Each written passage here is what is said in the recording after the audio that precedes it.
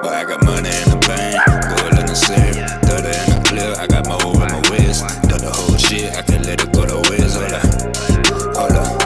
But I got money in the bank, gold in the safe, 30 in the clip. I got more in my waist. Done the whole shit, I can let it go to waste. Yo, what's going on, guys? It's your boy, Atypical Security Guard, sitting over here about to have breakfast with the wife. And I was thinking to myself, this would be a great opportunity to just go over some of the responses. I put up a question in the community section the other day where I was asking, what frustrates you? I made a video as I was leaving work yesterday, and it was a short video, and it was just my biggest piece of advice that I can give to people. And that's to just smile more, right? If you smile and you put yourself in a good mood, or you present yourself in a better fashion, a lot of times you get better results. We have a third-party security company that works with us for staffing. And so at various locations, you'll have the company that I work for, you'll have the third-party company, and sometimes the guys that work for the third-party company, they are maybe a little bit less experienced. They're definitely less experienced in the environment that they're working. And some of the guys are younger. And when I have younger guys that work in those situations, it's no different than any other security situation. You have guys that are just a little bit overzealous, they get a little bit too aggressive. And a lot of times all we're doing is just either, holding a position, basically working as a glorified door greeter. They do have us checking receipts. And so in this situation, you're already dealing with people where sometimes they're kind of frustrated that they're having to go through that motion or be stopped or be bothered. And so, if you have the wrong attitude in that situation and environment, it can just make things worse, right? So whenever I have to be in that position and work that aspect of our location, I try to be as overly positive as possible. Number one, we already deal with so much as it is. We get so much, hate, so much negativity, so much toxicity, that when you're in a position where you're even more seen as a nuisance to people, if you come in with the wrong attitude, it just makes the situation that much more worse. I got very tongue-tied on that, right? Yeah. So yeah, I just go into it and think to myself, how can I, spend this next 45 minutes, next hour in this, aspect of what we're doing and have the best positive outcome? I call it milking smiles. I know that sounds horrible, right? She made a funny face over here. But I call it milking smiles. Like, there's a way that you can get people to change their negative attitude to a positive attitude. And I think it takes a lot of effort, and also it takes a certain type of demeanor, I guess you could say. Mm-hmm. Right? Mm-hmm. So anyway, I put up this community question. I asked you guys what were the things that frustrate you the most, and we're going to talk about it here live on screen today. So this is a show for the people in my community, the people on the platform, the people that support the channel and that are a part of this channel. Today we're going to put you guys at the forefront. We're going to highlight you. So I'm going to bring it up on the stage here. Let me slide over to where I can get a better view. All right. So the question of the day was, what is the most frustrating thing that happens or is said to you while working security? Once I go through all these, I'll give you guys my opinion too. So let's see here. This looks like, okay, the names that people use on social media, it drives me crazy. It'll be like, I don't know. This is Brush M Teeth 9159. He says, getting violently attacked for no apparent reason by an aggressive or unstable person. I saw the body cam footage of OFC Joanna Hernandez with the Las Cruces PD getting stabbed in the neck and bleeding to death. That was a horrible video. We did do a review on that. I heard the neck artery blood splashing on the body cam and it being flooded with blood. It was pure gore. Yeah, if anybody didn't see that video, that was a horrible video. You didn't watch it. I don't think so. The police officer that got stabbed by the guy with the bicycle. No, it was the guy. He was like in the parking lot, and the cop goes over. Yeah, and he's still pretty far away. But the guy runs like, "Yeah, you made me fucking watch Did you watch that? You made me watch it. We did a video about it. It was atrocious. Really gory video, but and definitely, I hate to say thoughts and prayers. It's just like such a hollow thing to say, but. Prayers out to that guy's family, but it made a very strong impression on me. And I'm going to tell you, me and my partner, we talked about that video for weeks. And we have a lot of interaction with homeless people where, you know, throughout the course of our day, we have to approach people. We have to try and get them to leave the location, to stop doing whatever it is they're doing. We're in that same position where we're having to, you know, interact with people very similar to that. So it was an eye-opening experience. I think that that's one of the things that you have to accept as part of the job if you're going to do private security, because the people in the locations that are hiring us, they're expecting us to go out and be the people to make that contact. So, you know, it is a very unfortunate drawback to what we do, but it can happen. PBE, our resident commenter, he probably comments the most on everything. He also buys the most patches for me. So I appreciate you, brother. You're a good man. He says, I currently work for a company that keeps hiring unarmed guards that are scared and unreliable. So they call out so much that my phone blows up, and they made me the new, wait, okay, let me read this again.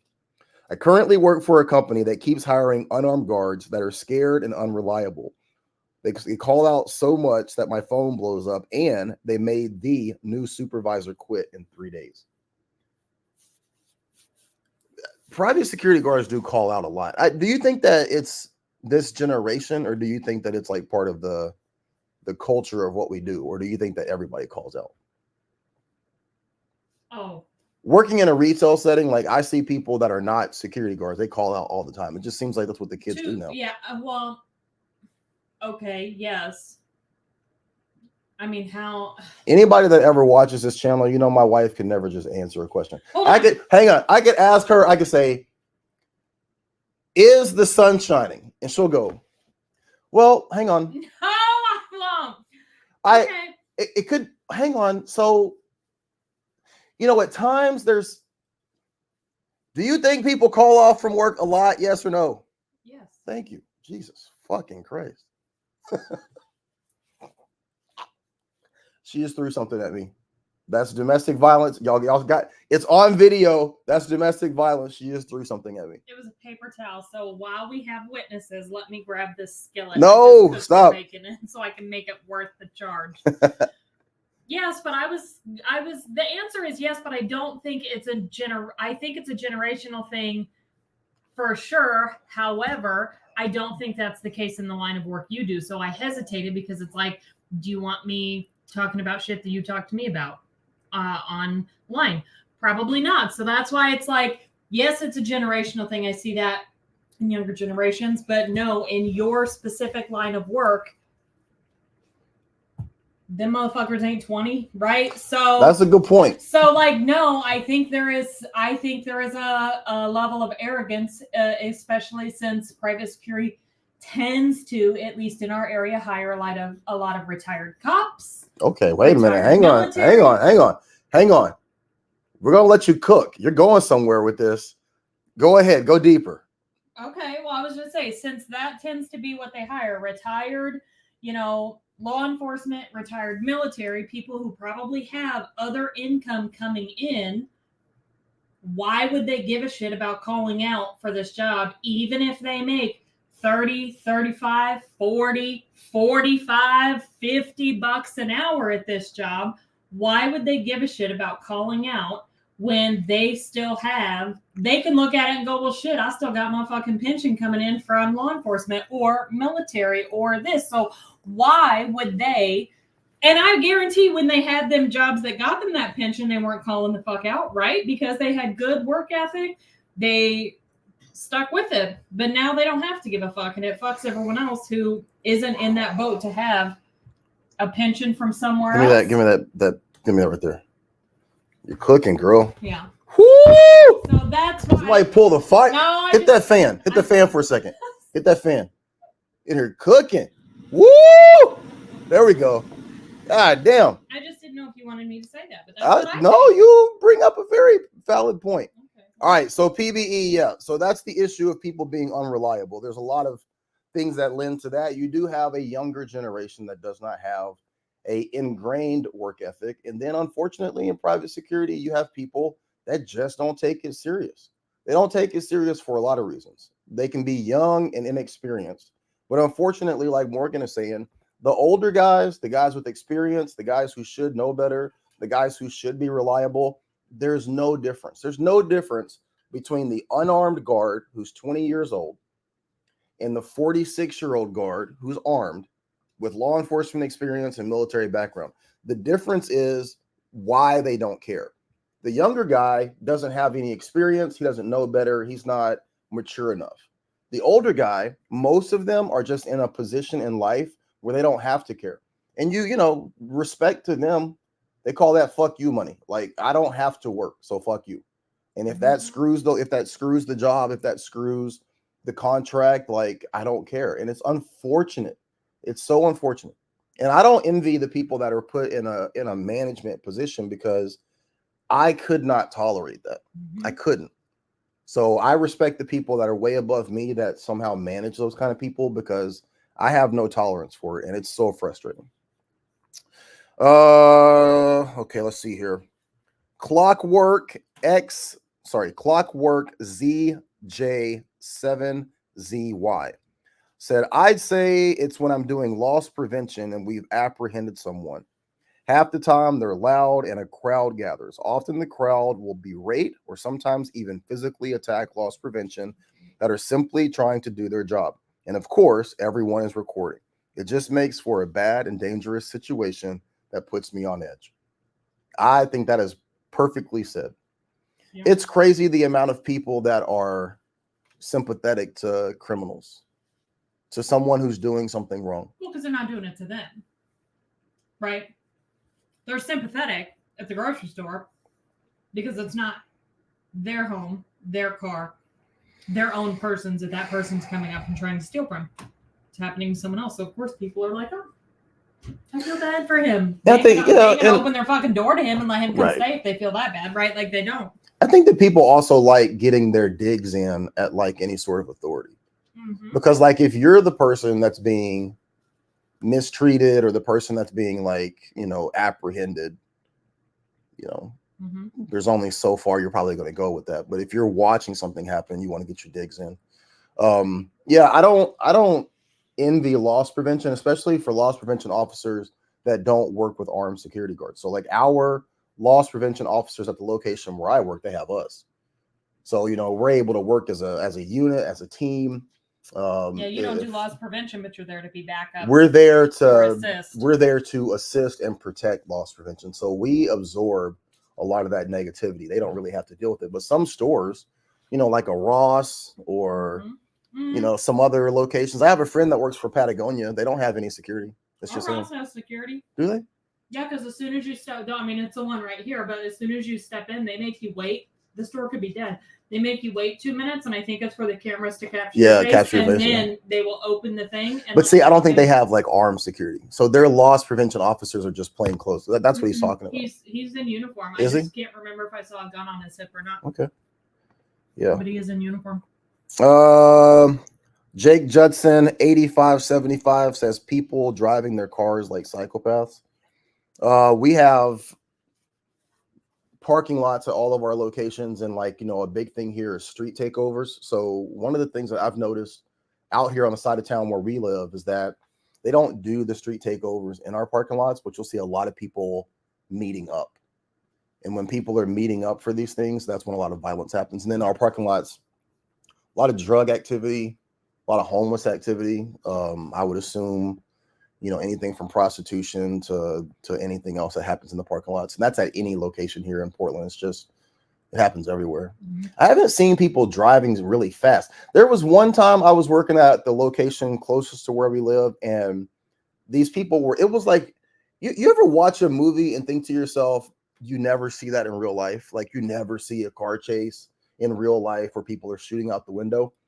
A guy that I worked with had a video of that over by Gateway.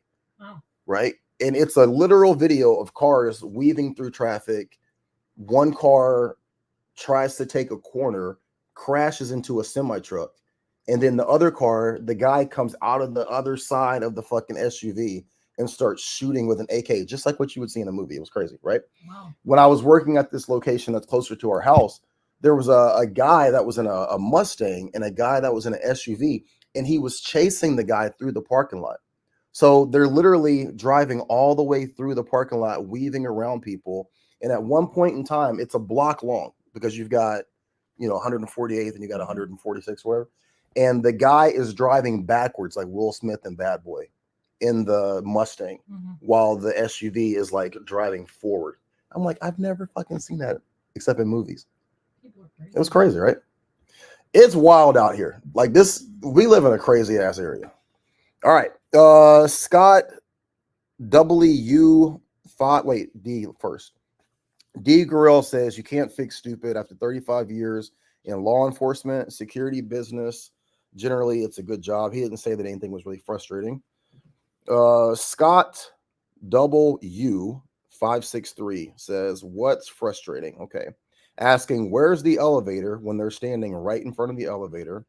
And then asking, are you security when it's plainly obvious that I'm in uniform and standing or sitting here? No, I just dressed up for Halloween. I get that shit every single day. You know what's even more frustrating than that? Hey, excuse me, can I, you know what? You're just security. What the fuck is that supposed to mean? Right. People say that all the time. Hey, sorry, can you help me? You're just security. Like that's such a dismissive, condescending thing to say. But yeah, I get that all the time too. Hey, are you security? No, I'm just standing here with a vest on that says security. Say, no, I just dressed up for Halloween. There's times where I do say that. Are you security? I go, no. And then they go, I'm like, yeah, I just like wearing this. Makes me think of what's his name from the Redneck comedy tour. Here's your sign. Here's your sign. People will walk into the produce area and be like, do you know where I can get an onion? I'd be like, well, I'm going to assume you're pretty close. That is frustrating.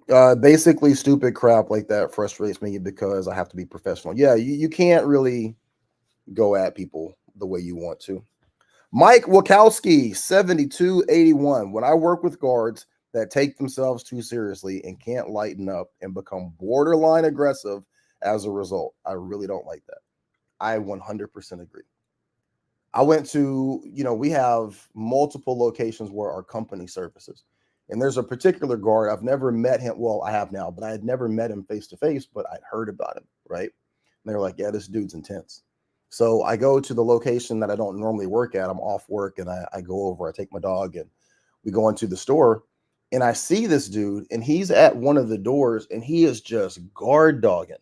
He's like a gargoyle. He's just fucking veins sticking out and he's just looking into the abyss. He's not even really looking at anybody. He's not looking towards anybody. He's looking through everything and just, on 10 Marine style. And I'm like, I get it, but it ain't that serious. I didn't go up and say anything. I didn't want him to misread who I was and fucking put me on my ass or something. Mm-hmm. But at the same time, as a security guard, you can't be too lenient either.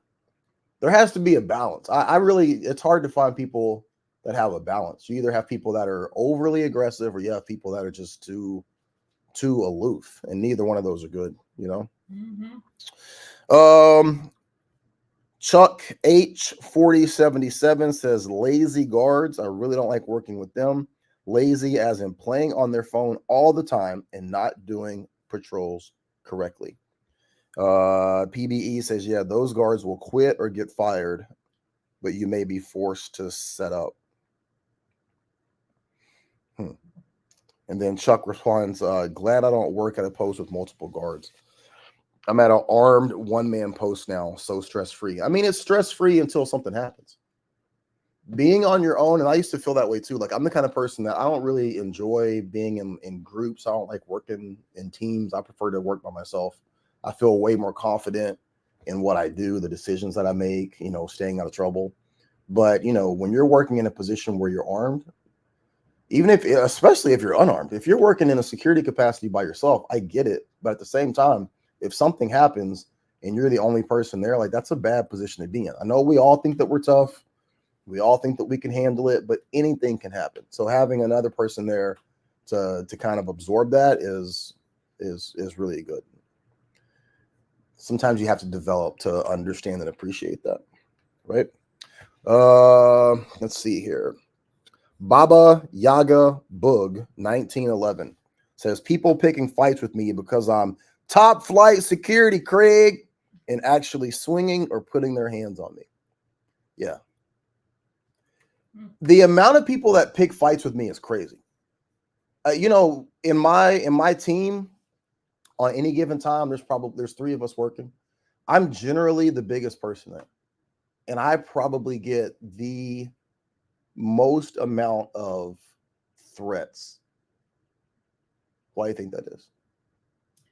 Is it from people you're semi-familiar with, or brand new people, or both? Both. Well, I think people who know you and who've been around that location a long time, and I would assume word on the street also, you ain't gonna do nothing. And I mean that like you're very level-headed, you're very even-keeled, and only until you reach a certain point, right, that I know, Yep. and your job that you respond. But I also think people assume you're not going to do anything, because you stay very even keeled. But it's not a bad thing, I think. There's something about people have this desire to poke the bear. When I lived in Pennsylvania, I have a friend, his name is Keith. Keith is 6'6", probably 300 pounds, if not more. And I mean, he's built like Goldberg. I mean, he's just fucking jacked. Like lats up to here, big truck driver dude. You know, he's probably in his mid 50s at this point. But at the time, Keith would rarely ever go out, because every time that he would go out in this small town that we worked at, it was a college town. So you had a mixture of like rural Pennsylvania guys, and then you had a mixture of like guys from either New York or Philadelphia or New Jersey. And so we had these like nightclub spots. Anytime that Keith would go out, somebody would try to fight him. And he was the most, hey man, look, I don't want to fight with you. Let me just buy you a beer, bro. Matter of fact, hey, put this guy's, tab on my tab. I don't want to fight you. I'm just trying to relax. You have a good night. And people would continually poke the bear, and he would just knock motherfuckers out. Like his hand was the size of 2 of my hands, right? So we had this bar called Good Old Days, and Good Old Days was a dive bar. The bottom floor of Good Old Days was like your bar area and your little, restaurant. And then the top floor was a nightclub. And the nightclub was only as big as what we're in right now. I mean, you're talking like super small, nightclub area. They'd have a DJ, people be dancing or whatever, right? So Keith is downstairs, and a couple of guys come in, and they're picking at him. And the bartender tells the guys, like, hey, look, I'm going to take care of your tab. Why don't you guys just go ahead and head out? Like, I don't think you want to go down this road. And they keep talking shit. Before you know it, one of them sneaks up behind Keith, hits him in the head with a bottle, and it knocks him out. And cuts a huge fucking gash into his head. So the guys are like, we conquered the giant. They call an ambulance. Ambulance comes in, takes Keith outside on a stretcher. The 2 guys go upstairs to the fucking little dance area, and they're having celebratory drinks. They're up there like they just beat Mike Tyson. Keith wakes up on the gurney outside. This is a true story. Wakes up on the gurney outside and is just enraged like the Hulk. And he goes inside, and the second that he walks in, the bartender's like, Keith, don't. And he's like, turn the cameras off now. And he's like, please do not. He's like, turn the cameras up now, or I'm tearing this whole fucking place apart. Dude goes over. Keith goes upstairs, and they said it was like, they said it was like Roadhouse up there. He cleaned house, threw both of these motherfuckers down the stairs. He told the ambulance, wait, you're going to get your ride. Wait. Beat the shit out of these guys, threw both of them down the stairs, drug him outside. And that shit was legendary. I don't think after that, many people tested him again. But it's like, if I were to show you a picture of him now, you'd be like, what are you thinking? But people have some sort of desire to test the bear. But I think people Keith, think people let me just say this. Keith was the original fuck around and find out. Shout out to Keith. What were you gonna say? No, I think people just take for granted that people won't respond. Yeah. And this is more than just that. It's everything. It's like your friend. It's like people who think, no, these people tweaking out on drugs are never going to hurt me, so I leave my doors unlocked Right. when I'm home, or you know what I'm saying? Like, have no self-awareness at riding the subway or public transportation, because like, oh, nothing's going to happen to me. There's just this air of like, it's not confidence, Yeah. but It's stupidity. yeah, that just people absolute have. stupidity. Henry Ross 9234 says Uber drivers who can't park in a spot and block traffic in the parking lot when you have to yell at them to park your damn car in a spot and they stop blocking traffic because they look at you like I can't do whatever, like I can do whatever I want to do. He says I can't do whatever I want to do. Let me read this again. Uber drivers who can't park in a spot and block traffic in the parking lot when you have to yell at them to park your damn car in the spot and stop blocking traffic because they look at you like I'm going to say can do whatever I want to do, right? Yeah, Uber drivers think that they're cops, like they can just pull up and park at the door. You know what I mean? Do we not all do? Let me just say this. Do we not all do that? Yes. When I go to the airport and they're like, I know it's still going to take like 5 minutes for the person I'm picking up I'm to just come gonna, out. I'm just, And you're like, yeah, second. just give me 1 second. And they're like, no, bitch, keep it moving Yeah. to the circle. But you're like, no. Everybody does it. You know what? I think that if you were to tally up the amount of times that you do dumb shit when driving, it would perfectly even out to the times that somebody does some dumb shit to you. You know what I mean? Like when we react, Not all of us. I'm just saying, like when we react to the person that parks, like we have a kind of a roundabout at one of our locations where it used to be where you would pull up. A lot of you guys are young. You don't remember this. There used to be a time when you would buy your groceries and you would pull up to a little area and they would bring the groceries out to you and they would put them in your car, right? They don't do that anymore. But at the location that I'm talking about, that little roundabout drop-off area is still there. It's not a parking spot. And people will park there and then let people go inside.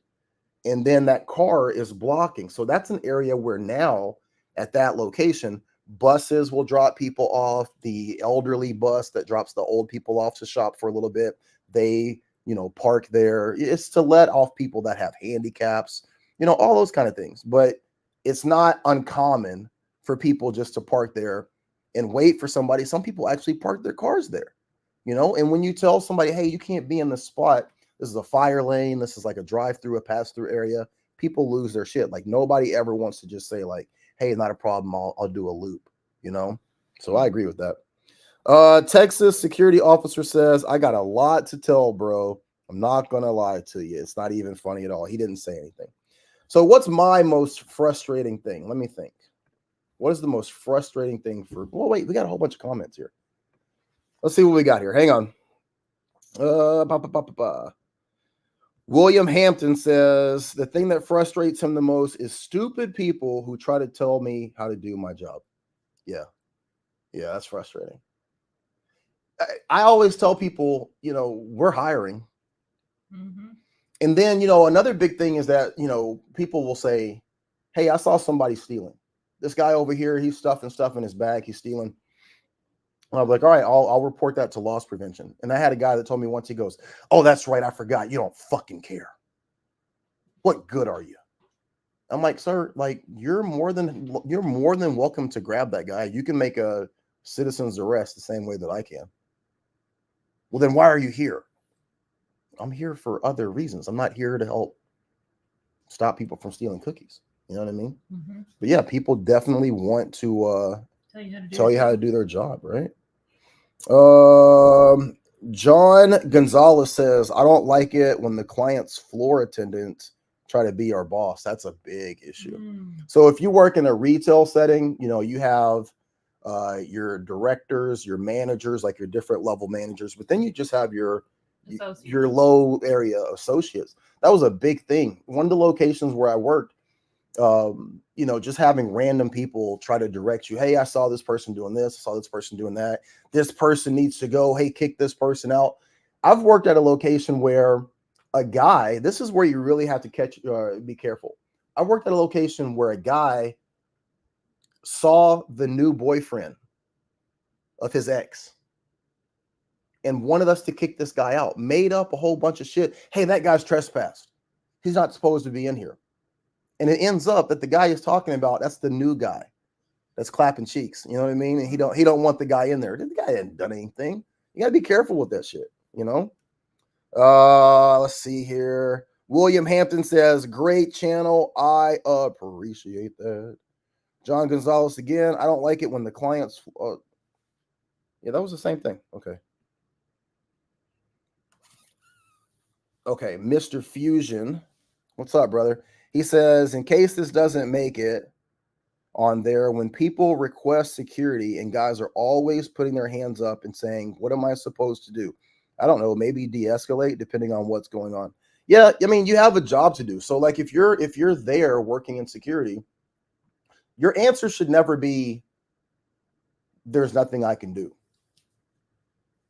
And you're going to find in situations where your management or the contract that you're working, where people are going to ask you to do things that maybe it's not something that legally you have the authority to do. Maybe you don't have the responsibility to do certain thing. Your answer to your client should never be no. You have to find a way to either work within the operating procedures that you have or find a way to accomplish the situation without getting yourself, the company, the contract holder in some sort of hot water. This is what you get paid for. That's what I try to tell people. You're not paying me for the technical aspect of doing my job, whether that's being able to provide an armed presence, being able to provide a big body that's, there to be a deterrent. Like, you're not paying me for that. What you're paying me for is to lower that liability.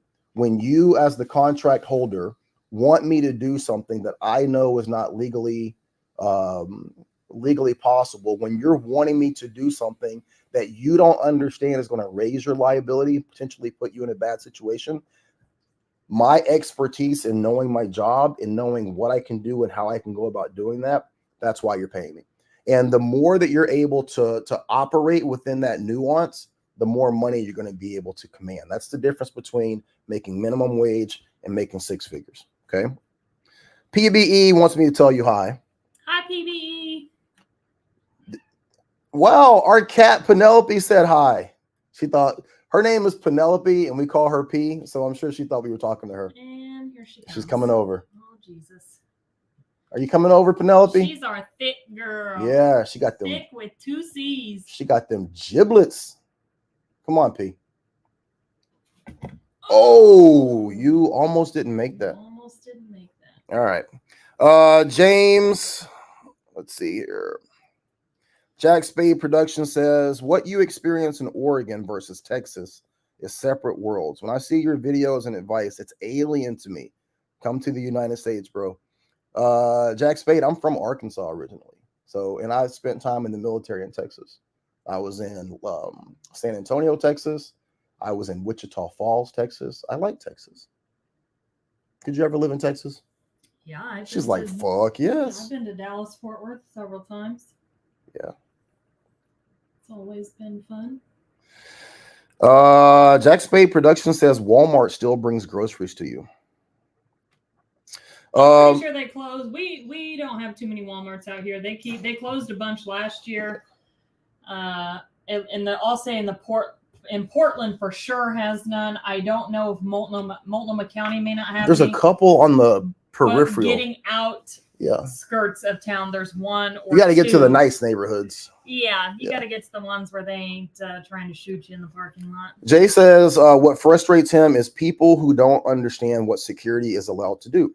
Some people act like you have no authority at your location. Yeah, there's a huge misconception about what we can and what we can't do. People just have this like, oh, you can't touch me.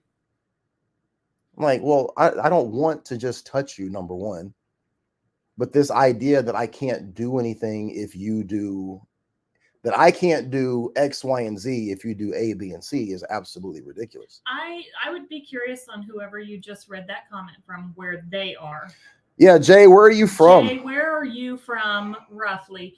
Because I feel like I hear more from you, people who, instead of saying like, oh, you can't touch me, you get the opposite of that, where people think you should be doing everything more than what you're there to do. Right.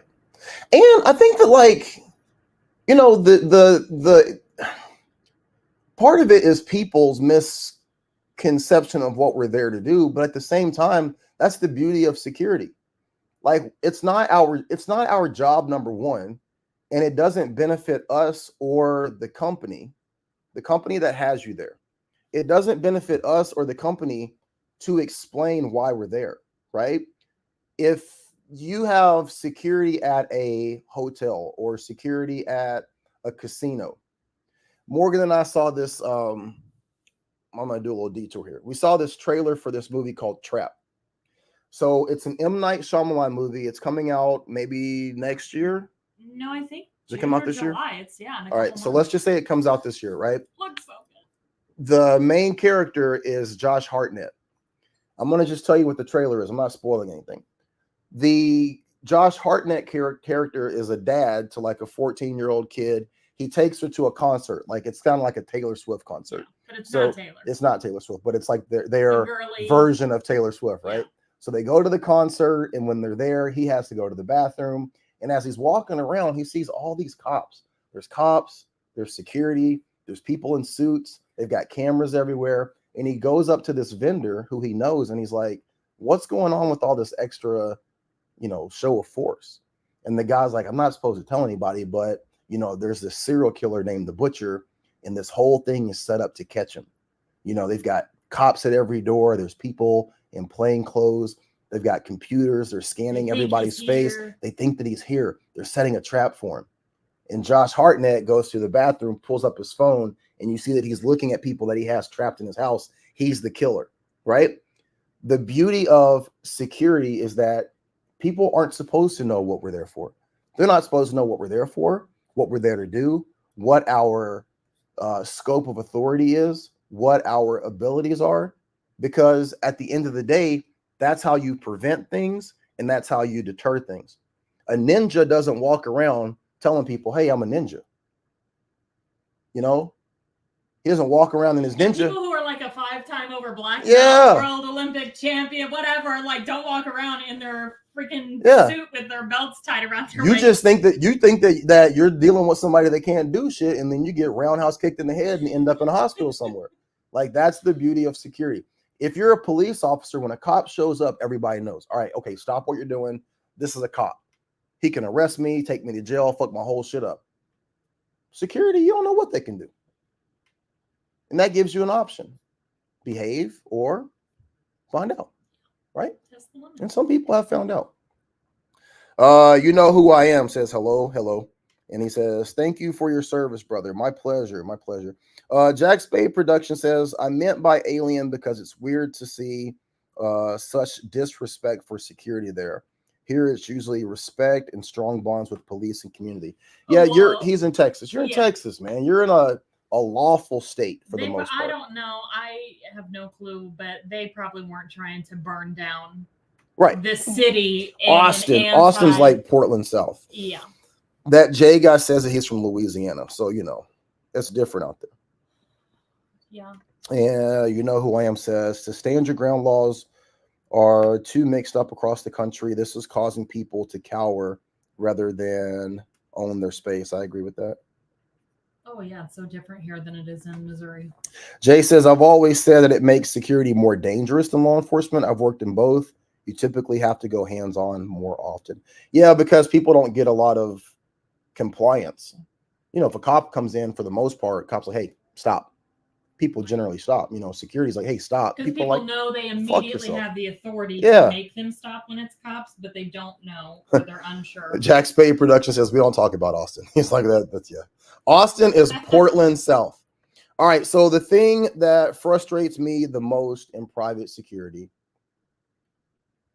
is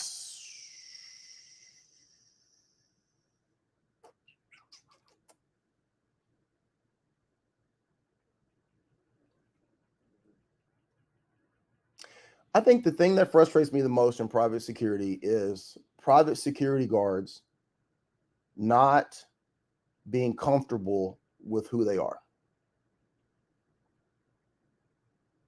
Yeah. Not being comfortable with who they are, with what you do, with the position that you occupy in the chain of either security, deterrence, or law enforcement. You would never see a dispatcher that works at a 911 location. They're perfectly comfortable being a dispatcher. You know, you have EMTs and you have paramedics. Paramedics, I think, can give certain medication, can do certain like on-site procedures. An EMT, they're there to stabilize people. That's it. No disrespect if I'm wrong about that, but well, yeah, you're correct. I just don't know which is which, but one of them has the ability to do more. Right. However that goes, right? Whichever one is at the lower end of that, they have a job to do. The one whose job it is to get to the scene, check the vitals, make sure the airway's open, check for the pulse, you know, get the back brace out, all that stuff. That's important for the next person that comes in that can then deal with the trauma. It's okay to be that guy. For whatever reason, like I think it's popular culture, it's experience, whatever it is, but for whatever reason, the idea of just being in that security capacity is looked down on.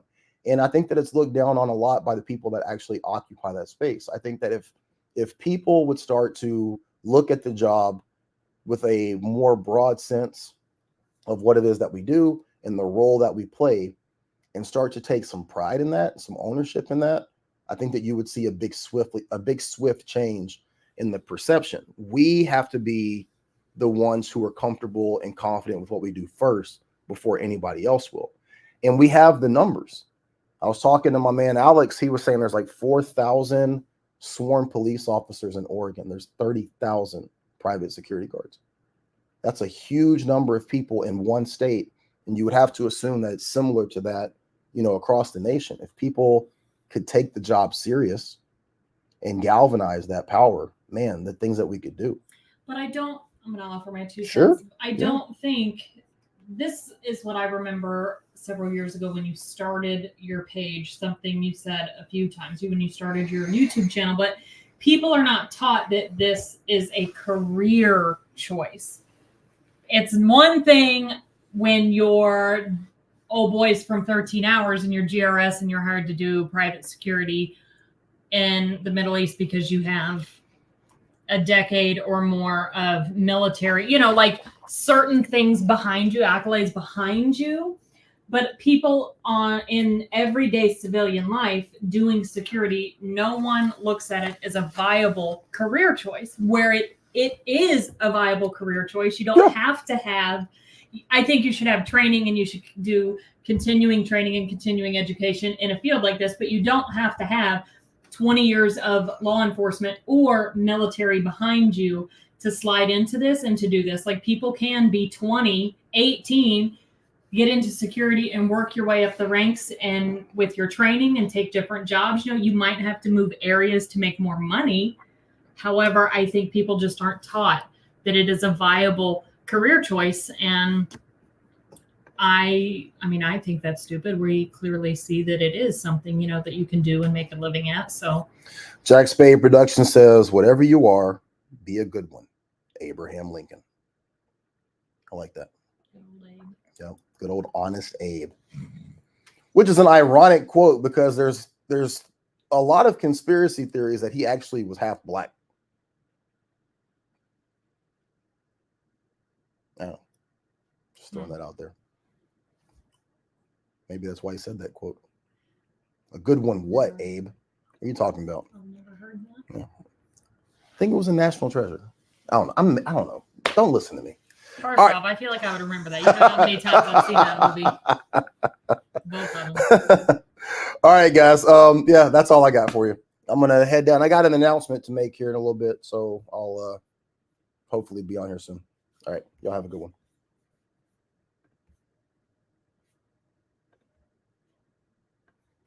Stand by. But I got money in the bank, go let me see.